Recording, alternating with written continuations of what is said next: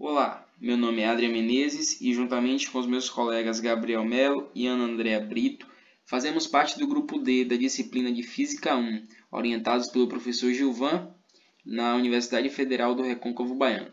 Fomos indagados por ele para responder alguns questionamentos sobre as 3 leis de Kepler, e nesse vídeo vamos discorrer sobre o assunto.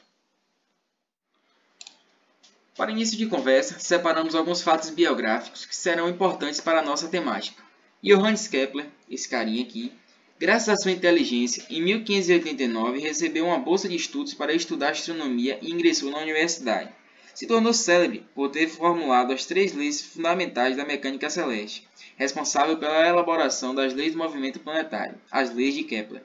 Aperfeiçoou a invenção de Galileu e deixou importantes trabalhos que influenciaram nas futuras descobertas de Isaac Newton. É considerado até hoje figura-chave da revolução científica do século XVII. Agora vamos lá para o que realmente importa. Leis da órbita. Inspirado nos modelos geométricos na teoria heliocêntrica de Copérnico, Kepler demonstrou as 3 leis básicas do movimento planetário. A primeira lei da órbita, a segunda lei das áreas e a terceira lei dos períodos ou da harmonia. Vamos lá para a primeira lei, lei da órbita. Antes de se aprofundar nessa lei, é necessário saber que antes de Kepler, era aceito até então o modelo geocêntrico, ou seja, a Terra no centro do universo e os corpos orbitando em órbita circular ao seu redor. Kepler conseguiu provar que esse modelo estava incorreto, afirmando que os planetas do sistema solar giram ao redor do Sol e descreve órbitas elípticas, aproximadamente circulares, assim como mostra nessa imagem. Ele conseguiu, afirmando que os planetas orbitam ao redor do Sol, em uma órbita levemente ovulada, conhecida como elipse, comprovando assim que o modelo heliocêntrico, esse da imagem, é mais certo que o geocêntrico, como foi falado anteriormente. Então, nessa imagem, é o modelo heliocêntrico, ou seja, o Sol no centro e o planeta girando em uma elipse ao redor do Sol. É necessário saber também, para entender a segunda lei, que toda elipse possui 2 focos e o Sol fica em um desses, logicamente. Vai ter momentos em que o planeta estará mais próximo do Sol e vai ter momentos em que o planeta estará mais distante do Sol. E vamos para a segunda lei, lei das áreas. A segunda lei demonstra que a velocidade do movimento se adapta à posição do planeta na curva elíptica de modo uniforme, ainda que não constante. Como havia dito, a distância do planeta para o Sol pode variar, assim como mostra na imagem. Esse fenômeno tem um nome. O distanciamento é chamado de afélio, AF de afastamento e hélio de Sol. O ponto mais próximo é chamado de periélio, que significa perto do Sol. Aqui, como vocês podem ver, aqui seria o periélio, ponto próximo ao Sol, e aqui seria o afélio, que é o ponto mais distante do Sol. Agora que entendemos isso, vamos para a definição da segunda lei, e pode ser resumida em áreas iguais e tempos iguais. A segunda lei de Kepler afirma que as linhas imaginárias que ligam o Sol aos planetas que o orbitam varrem áreas em intervalos de tempos iguais. Ou seja, essa lei afirma que a velocidade com que as áreas são varridas é igual. Isto é, a velocidade aureal das órbitas é constante. Isso acontece porque o planeta acelera ao se aproximar do Sol e desacelera ao distanciar-se. Ou seja, o planeta fica em órbita. Quando está próximo ao Sol, ela acelera a sua rotação. Quando está longe, desacelera. Terceira lei, lei dos períodos ou da harmonia.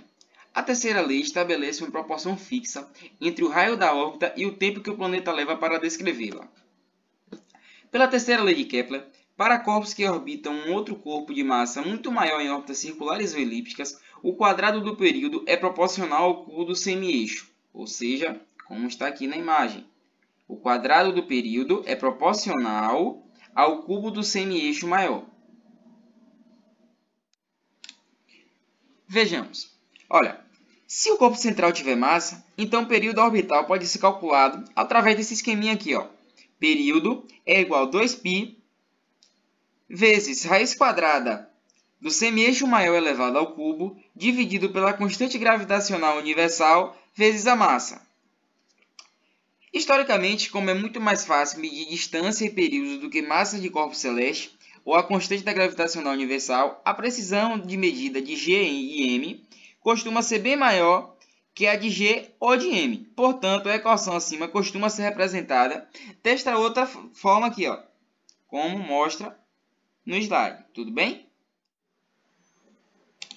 Dois corpos em órbita kepleriana. Se a massa do corpo menor não pode ser desprezada, então o período orbital deve ser calculado por essa formulazinha aqui, ó, em que o período é igual a 2π vezes a raiz quadrada do semi-eixo maior elevado ao cubo dividido pela constante gravitacional vezes massa 1 mais massa 2, em que A é o semi-eixo maior da órbita de um dos corpos em relação ao outro. Em relação ao centro de massa, o corpo de massa 1 percorre uma elipse de semi-eixo maior, como mostra aqui, ó, A vezes M2 dividido por M1 mais M2. E o corpo de massa 2 percorre uma elipse de semi-eixo maior, como mostra aqui embaixo, ó, A vezes M1 dividido por M1 mais M2. E então, pessoal, para aplicar as três leis de Kepler mencionadas aqui nesse vídeo, é necessário ter um conhecimento sobre as grandezas gravitacionais dos planetas do Sistema Solar. Quais são elas? Aqui nós disponibilizamos uma tabela com essas grandezas dos planetas. Prontinho. Essa foi a apresentação do grupo D, novamente repetindo seus componentes, Adriana Menezes, Ana Andréa Brito e Gabriel Mello. Falamos aqui sobre as leis de Kepler.